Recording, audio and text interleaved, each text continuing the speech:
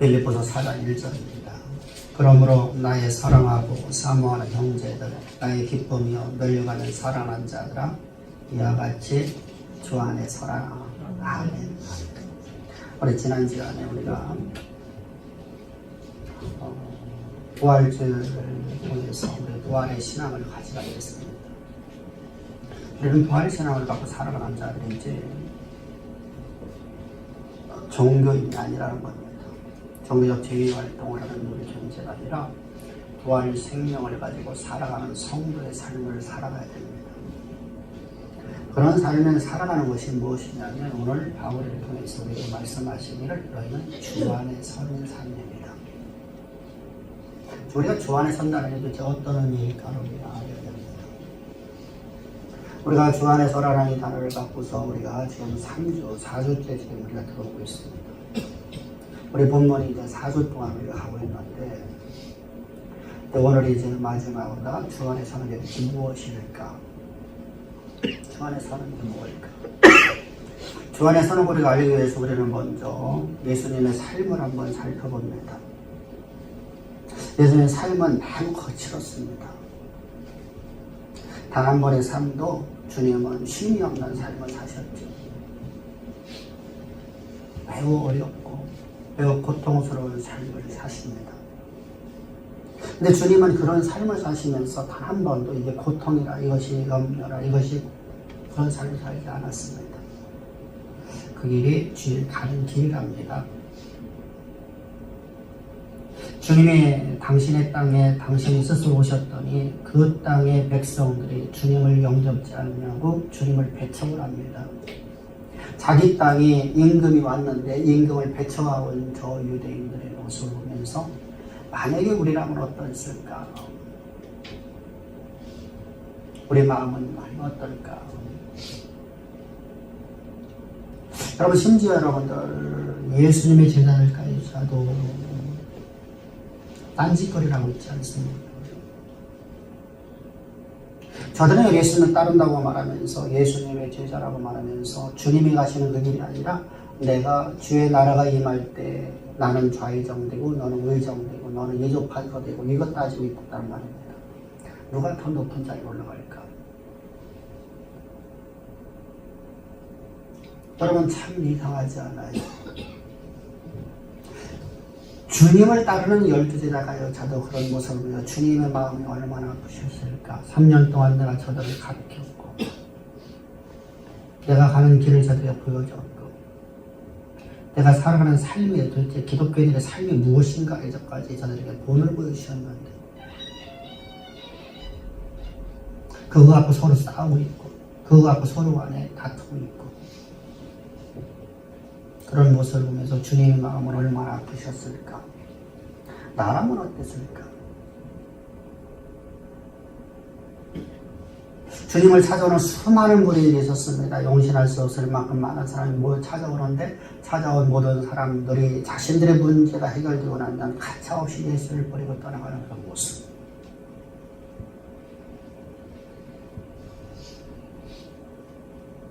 그 모습을 보면서 주님의 마음은 얼마나 찢어졌을까? 그런 자들을 다시는 만나고 싶을까? 다시는 저를 만나고 싶지 않은 마음을 가질 수 있지 않겠습니까? 우리라고 하면. 근데 주님의 마음은 어땠을까? 여러분 그건 여러분의 아빠입니다. 심지어는 주님으로부터 나면서부터 소경되었던 소경이 치유되는 놀라운 역사를 그 은혜를 받고 난 다음에 예수를 곧바로 내가 바리새인들을 팔아버리는 자들의 모습을 보면서 어떻습니까? 그 은혜를 받고 예수를 파는 자들의 모습 얼마나 여러분 아플까?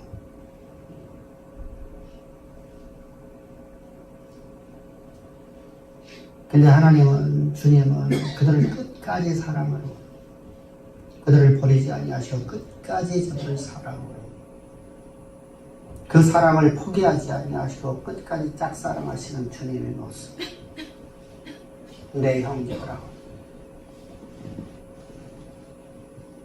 내가 한 혈통 속에 나온 마리아에서 나온 내 형제는 내 형제가 아니라 너희가 온 내 형제다.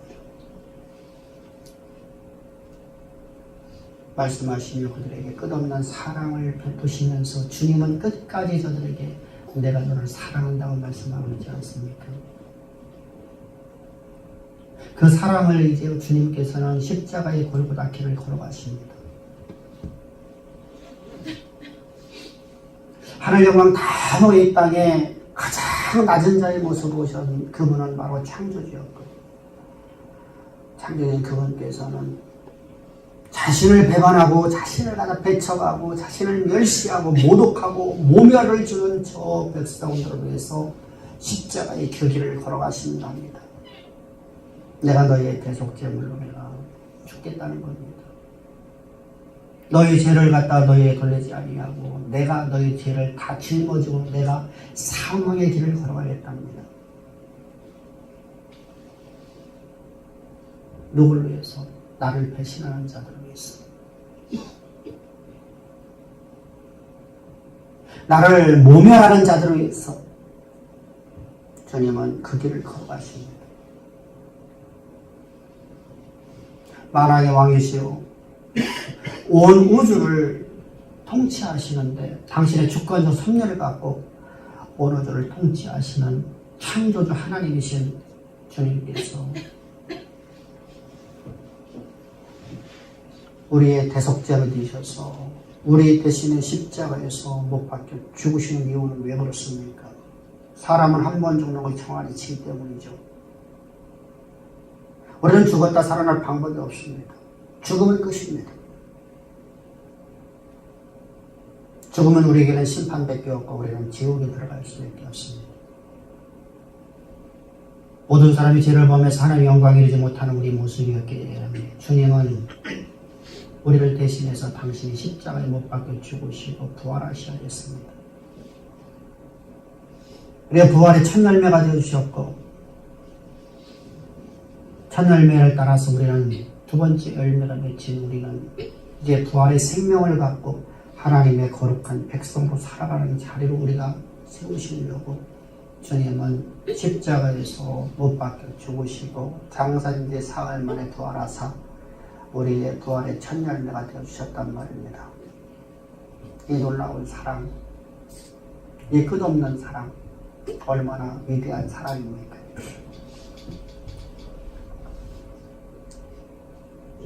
그리고 주님은 여러분들 자신을 십자가에 못 박은 저 유대 병장들, 자신을 십자가에 못 박으라고 외치는 저 유대 바리새인들과 군중들,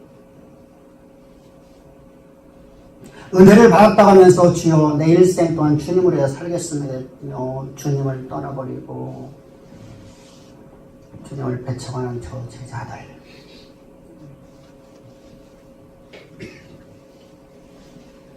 그들에게 주님은 말씀하십니다.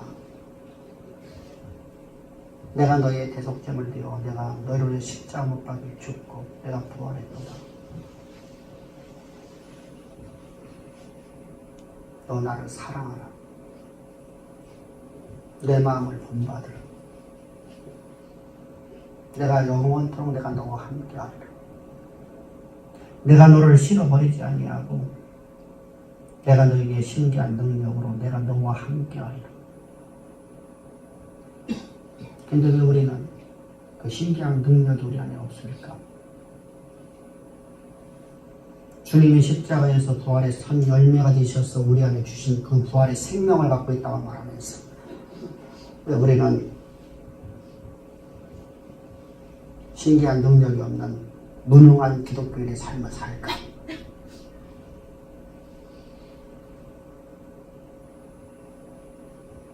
왜 그럴까? 우리 한번 깊이 한번 생각해 봐야 됩니다. 왜 분명히 하나님은 우리에게 부활의 생명을 갖고 하나님의 영광의 역사의 무대감을 드러나는 하나님의 대리자로 우리가 살라고 말씀하셨는데 우리는 왜 그런 삶을 살지 못할까? 네가 구하라, 찾으라, 두드려라. 그래야만 내가 너에게 줄 것이고 찾을 것이고 내가 모든 걸 내가 너가 다 주리라 약속을 우리는 갖고 있는데 그 약속을 내가 믿고 살아가고 있는 것인가?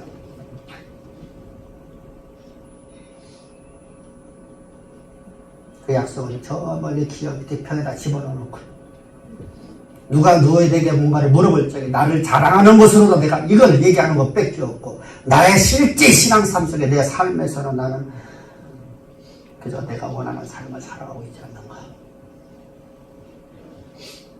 나는 그런 삶 싫고 오늘 내게 뭔가 내게 주어지는 것 이것만 나는 바라고 그냥 살아가고 있지 않는가. 주님은 말씀하니 너희의 주의 마음을 본받아 살아갑니다. 오늘 여기 한 사람이 있습니다. 저는 바울입니다. 바울은 예수님의 삶을 본받아 살았던 사람이죠. 우리가 앞에 찬양을 불렀습니다. 내 삶의 결이라는 단어입니다. 내 삶의 결이. 여러분, 삶의 결이라는 단어가 어떤 뜻입니까? 그것이 사전적 의미로 다른 이런 단어입니다. 삶 속에서 많은 역경과 많은 문제 속에서 내가 다져지고 훈련되어져서 어떤 경지에 오른 어떤 문제 앞에도 흔들리지 않는 경지에 오른 상태를 갖다가 삶의 결이라고 합니다. 결의가 아니라 결이란 말입니다. 결의. 이건 한문이 아니라 우리나라의 순수한 한글입니다. 그렇다면 여러분, 이 말씀으로 기독교로 갖고 와봅시다. 삶의 결의가 바울의 모습을 보면 예수님의 그 삶을 본받았습니다. 바울이 가는 길이 얼마나 여러분들 험난하고 거칩니까? 주님이 인도하는 그 길이 얼마나 여러분들 힘들고 고통스러웠습니까? 근데 놀라웠게 여러분, 그의 삶의 모든 부분에서는 여러분들 그의 모든 범사 속에서는 하나님의 신기한 능력이 그 삶에서 나타나고 있지 않습니까?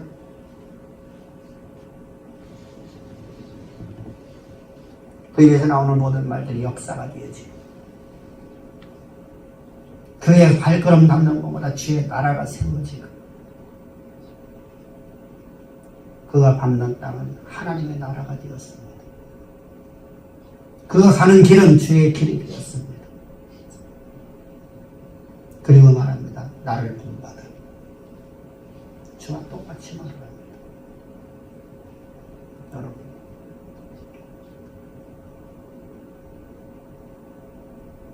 우리는 여러분들 그런 삶을 원하지 않지 않아요? 그러니까 나는 오늘 그냥 내가 하나님 권능만 나타나고 문제만 해결되고 나는 이것만 있으면 된다라고는 생각하지 않나요? 세계 선교는 더 다른 사람이 할 것이고 나는 그저 이 땅에서 내가 많은 것을 소유하고 내가 뭔가 내가 좋은 일만 이루어지는 걸 하나님의 역사라고 보이지 않나요?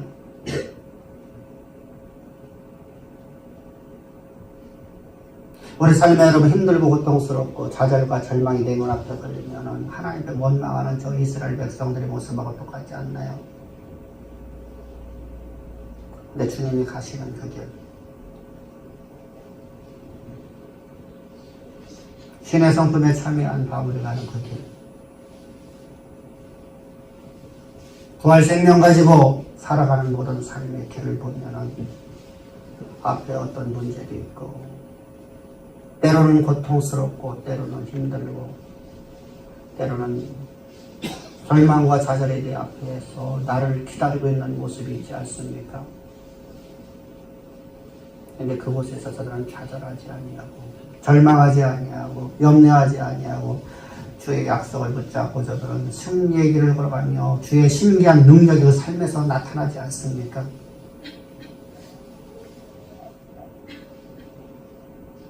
요셉이 어떤 잘못했습니까? 이 성경을 아무리 읽어봐도 요셉은 잘못한 게 단 하나도 없습니다. 근데 왜 그는 형들에게 인신을 믿어 팔려나갑니까?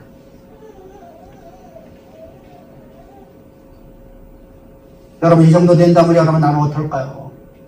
형들이 10명의 형들이 나를 갖다가 죽이려고 궁전에다가 집어넣고 생매장을 시키다가 마침 그곳에 노예상들이 지나가는 모습을 보면서 우리가 이를 죽이는 거 내 형제를 죽이는 거 옳지 않도다라고 르우벤이 말합니다. 우리 차라리 저기다 팔아버리자. 그러면서는 요셉은 평생 동안 죽는 날까지 그의 자손 1000대까지 이르도록 저들은 다 노예의 가족이요 노예 가문 뺏게 되지 않는다. 차라리 팔자. 그래서 팔아버렸습니다. 나는 여러분 노예로 여러분들 착고를 차고 사막길을 횡단합니다. 손이 다 까져버리고 허리가 다 까져버리고 발목이 다 까져버렸습니다. 그곳에서 구디가 생깁니다. 뼈가 드러나고 그곳에 구디기가 생겨지고 그곳에 파리가 들 것입니다. 얼마나 고통스럽겠습니까?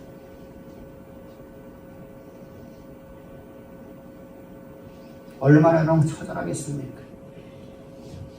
그 처절한 길 속에서 여러분 요셉은 오히려 하나님을 찬양을 합니다. 하나님, 나를 저 팔아버린 내 형제를 구원하시려고 저들에게 생명을 주시며 나로 하여금 노예로 팔려서 애굽으로 먼저 보내주심을 감사합니다. 어떻게 그런 여러분들 절망 앞에서 좌절하지 않냐고, 절망 앞에서 여러분 그런 원망하지 않냐고, 절망 앞에서 모두를 포기하지 않냐고 자기 생명을 끊어버릴 수밖에 없는 그런 상황 속에서 그는 주님을 찬양하며 하나님의 약속을 붙잡을 수 있었을까? 그가 잘못한 게 뭐가 있습니까? 그는 하나님 앞에 얼마나 의로웠습니까? 하나님 그를 볼 때 얼마나 기쁜 일만 하고 있습니까? 근데 왜 그의 길은 고통과 역경과 환난과 말할 수 없는 그 고통의 나날이었습니다. 하나님은 말씀하니 내가 그를 시대 역사를 움직이는 인생으로 만들기 위해서 그를 훈련시킨답니다. 근데 우리는 훈련받기가 싫거든요. 왜 군대 안 가려고 하죠? 훈련받기 싫어서.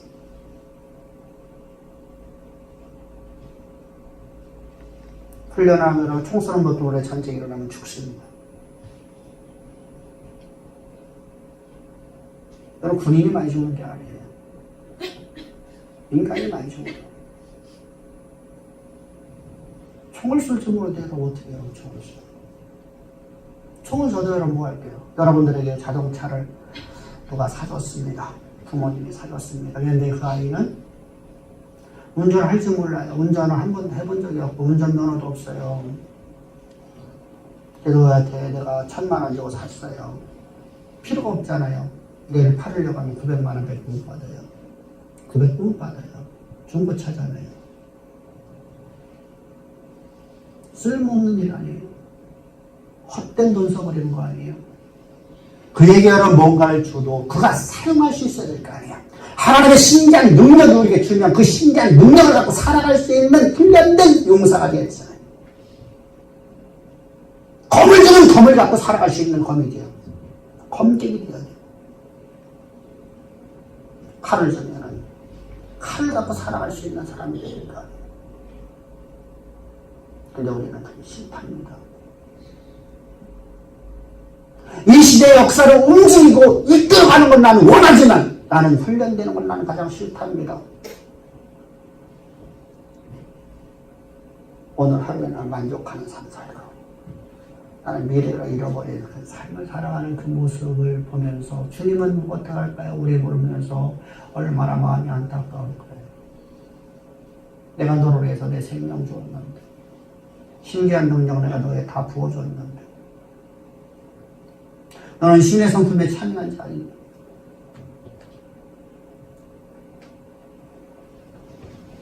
성경은 이렇게 말씀하십니다. 베드로후서 1장 4절에서 이로써 그 지극히 보배롭고 큰 약속을 우리에게 주사. 아멘. 이 약속으로 말미암아 너희가 정에 썩어질 것을 피하여 눈에 보이는 거 살지 말고 썩어질 걸 구하지 말고 썩어질 걸 살지 말고 신의 성품을 가지고 살아가라는 겁니다. 하나님의 신기한 능력을 갖고 살아가는 겁니다.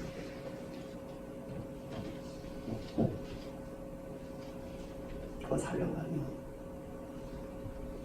계란을 훈련시키게 됩니다. 살아갈 수 있는 힘이 생길 때까지, 무기를 쓸 수 있는 때까지.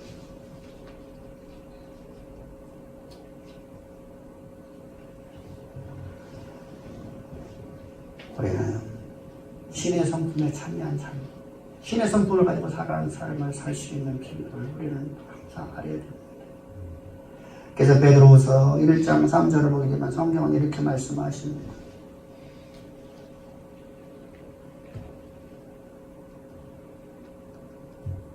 그의 신비한 능력으로 생명과 경건에 속한 모든 것을 우리에게 주신다.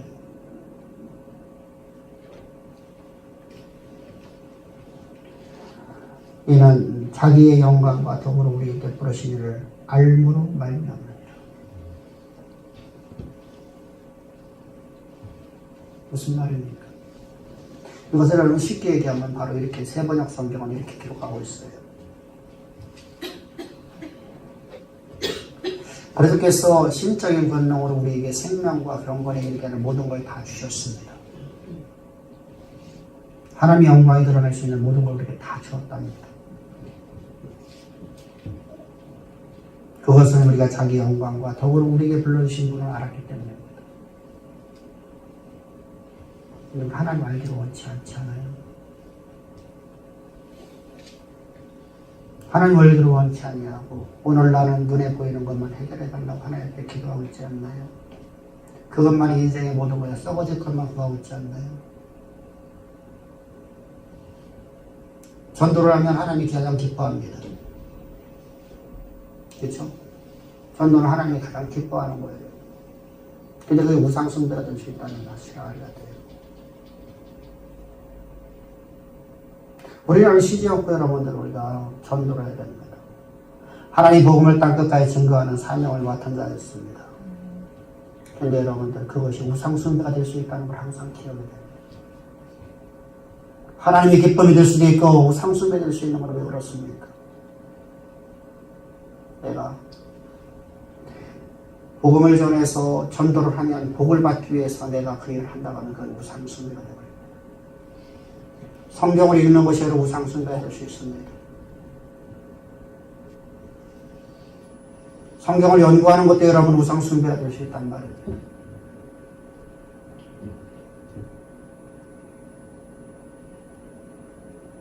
우리 여러분들 내가 오늘 예배드리는 것이 하나님 앞에 여러분들 악이 될 수 있고 선이 될 수 있단 말입니다. 하나님 기쁨이 될 수 있고 정작 저희를 행동하라면 주님 뭐라고 말씀하실까요?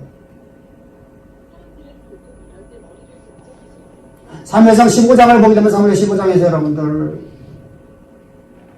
사울왕이 하나님 앞에 가장 좋은 것을 드리려고 아말렉과의 전쟁에서 가장 실한과 가장 좋은 양들을 갖다가 솥대를 갖다가 살려주었습니다. 그때 사무엘 선지자가 그에게 찾아왔어요. 저 양들과 소의 울음소리는 도대체 무엇이요? 예, 선지자요. 하나님이 우리에게 전쟁에 승리를 주셔서 우리는 그 가장 좋은 것으로 하나님 앞에 제사를 드리려고 우리가 양떼와 소떼를 갖다 살려주었소. 그때 사무엘 선지자 입에서 이렇게 말이 나옵니다. 하나님이 하나님 앞에 예배를 드리는 것 없이 하나님 앞에 제사를 드리는 것이 하나님 기뻐하시겠어? 하나님의 약속의 말씀대로 순종하는 것을 하나님 기뻐하시겠어? 순종이 제사보다 낫다는 걸 왜 모르십니까? 교회 여러분 예배를 드리지 않고는 살 수 없는 곳입니다. 왜 그렇습니까? 주일날 하나님 말씀을 드리고 그 말씀을 가지고 한 주간 동안 살아가게끔 하나님 우리 주신 약속입니다. 그런데 문제는 내가 종교적 제외 활동을 한다고 하면 주님은 우리를 위해서 너는 우상 숭배하고 있구나 라고 합니다. 여러분, 그래서 여러분 주님은 우리에게 말씀하시는 겁니다. 내가 신의 성품을 가진 자가 되라는 것. 근데 여러분 앞에서 우리가 말씀드렸지. 예수님의 마음을 가진 저 바울이라는 인생은 어떻습니까? 바울이 여러분 모든 서신서를 통해서 여러분은 계속해서 모든 그 서신서에 기록된 저 고린도 교회라든가 에베소 교회라든가 빌립보, 골로새, 갈라디아지요 모든 지역에 있는 교인들을 향해서 나의 사랑은 나의 형제라고 합니다. 근데 여러분들 사랑하는 형제라고 말할 수 있을까요? 바울이 여러분 자신의 생명을 바쳤어. 그 거칠고 거친 그 길을 지났어. 그가 여러분들 매를 맞고 태장을 맞고 배고픔과 굶주림과 아사와 수터와 맞는 고난 속에서 하나님의 나라를 세우고 그곳에 하나님의 복음이 증거졌는데 그 교인들은 여러분들 바울을 배척하고 바울을 멸시하고 조롱합니다. 어떻게 형제가 될 수 있겠어요?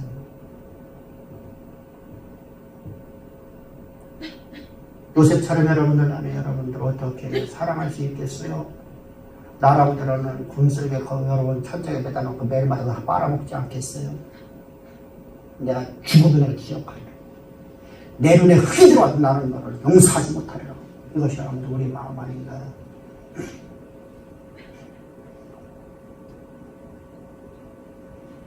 근데 바울은 이렇게 말합니다. 그런 그들에게 예수의 마음을 가지고 나의 형제들아. 할렐루야. 나의 형제라는 건 여러분이 아델코이라는 단어는 이것은 나와 함께 거주하고 있는 나의 친형제들을 말할지 형제라고 하는 거예요. 나를 배반하고 있는 자들에게 저는 나의 형제다. 그리고 여러분들 참으로 신기한 축복을 합니다. 주 안에 서라. 이보다 더 이상 큰 축복은 없습니다. 우리말로 보면 여러분들은 서로 서는 거지 뭐 이거죠. 서다라는 단어는 여러분들 그런 의미가 아니에요. 삶의 결이에요. 삶의 결이. 앞에 말씀드렸잖아요. 그래서 삶의 결이라는 찬양을 부르는 거예요. 삶의 결이라는 것은 앞에서 말씀드렸다시피 수많은 문제와 역경과 고통과 이런 것을 이기면서 나와서 이제 어떤 앞에 어떤 문제가 있어도 어떤 상황이 있다 할때도 흔들림이 없이 이것을 이길 수 있는 경지에 오른 사람을 위해서 삶의 결이라고 하는 거예요. 훈련된 사람이라는 것이죠. 주 안에 서라는 것은 바로 그 얘기입니다. 이 서다라는 단어가 여러분들 어떤 의미냐면 군대용어예요. 군대용어. 여러분 적군이 여러분의 성을 완전히 포위했는데 100만 대군이 여러분을 포위했어. 근데 우리 가운데는 뭐 사람이 없어요. 사람이 없으니까 여러분 성이 포위되었죠. 이제 풍전도가 여기 왔어요. 이때 되면 여러분 우리가 보초 서는 사람들 위에 성구에서 이제 서 있는 사람들이 있잖아요. 성 위에서. 그럼 뭐 하죠? 첫 번째 결단을 하죠. 성 내주자. 그럼 생명 보장받자. 그래서 무기를 내리고 성문을 열어주는 일을 하던가 아니면 우리가 죽어도 이곳에서 죽고 일사각오로 서로가 싸우자 라고 담대하게 어떤 상황 앞에서 담대하게 흔들림이 없는 마음을 가지고 적군을 대하고 있는 그런 둘 중에 하나를 선택해야 되는데 그 담대한 마음이 바로 서다라는 단어예요.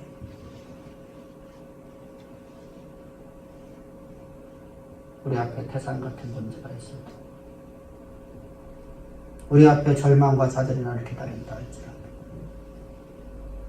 내 눈에 보여지는 것이나 모든 것이 다 포기할 수밖에 없고 요셉이 여러분들 자신이 포로로 끌려갈 적에 나라면 여러분들 아마 그거 자살했을 것 같아요. 삶을 포기했을 것 같아요.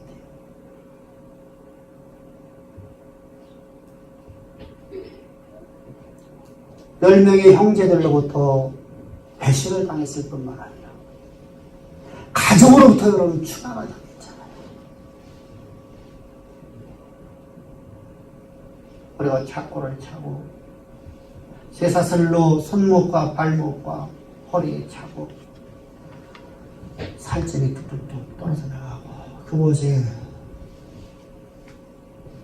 구더기가 들끓고 있는 자신의 몸을 보면서 얼마나 비참하겠어요. 앞으로 미래가 아무것도 없잖아요. 미래가 없잖아요. 근데 이런 상황 속에서 요셉은 하나님이 자신에게 준 소망을 굳게 잡았습니다. 이게 바로 주 안에 선 자입니다. 아멘. 그렇기 때문에 신비한 하나님의 권능에 대한 의미에서 내가 가는 곳마다 내가 밟는 곳마다 주의 영광이 나타나는 놀라운 역사가 나타나지 않습니까? 나를 통해서 신기한 능력이 나타나지 않는 것입니다. 내가 구하는 모든 것들이 다 이루어지지 않습니까? 실존이지 않습니까? 역사를 만들지 않습니까? 나로 말미암아서 애굽 나라가 300년 동안 복을 받지 않습니까? 내가 죽고 난데도 220년 동안 여러분 복 받지 않습니까?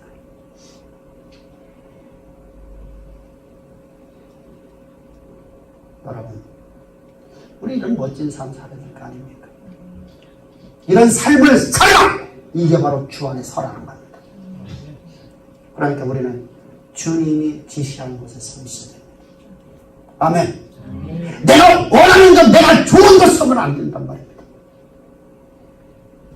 내가 보기에 좋은 것 서라는 게 아니, 주님이 나보고 서라는 자리에 서 있어야 돼. 주님이 서라는 자리에 가기 싫잖아요.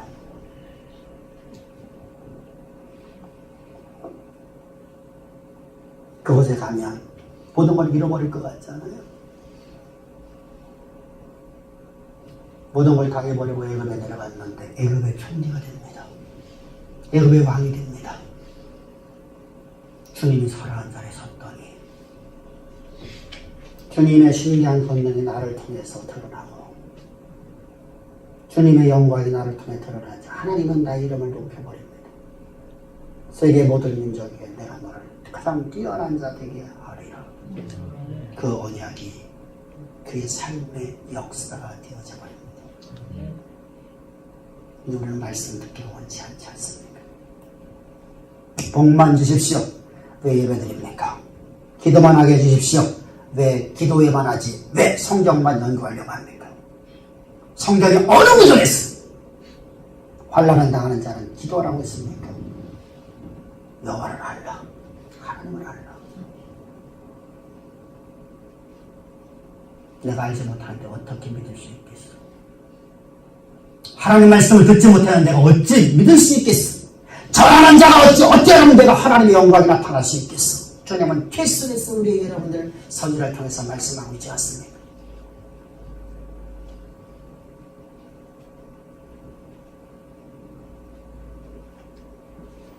문제 있으면 교회 와서 성경 연구하십시오. 아멘. 문제 있으면 기도하려고 하지 말고 와서 말씀을 들으란 말입니다. 하나님 말씀은 곧 창조주요, 말씀은 곧 이시요, 말씀은 곧 성령이시요, 말씀은 곧 삼위 하나님 아니십니까? 그 말씀이 없는 내 삶에서 무슨 역사가 나타날 수 있겠습니까? 그건 무속이죠.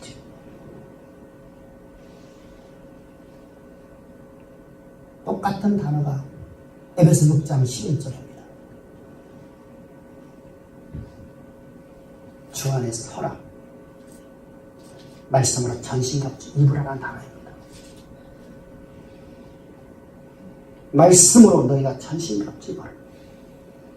똑같은 단어인데 번역은 다르게 번역됐습니다. 우리 어떻게 살까요? 하나님 마음을 모르는데 내가 어떻게 하나님 마음을 품을 수 있고, 하나님 사랑을 모르는데 내가 어떻게 하나님의 사랑을 품을 수 있고, 내가 하나님이 어떤 분인지를 모르는데 내가 어떻게 하나님을 믿을 수 있겠어? 오늘 이 시간 이후부터 새로운 역사 씁시다. 아멘.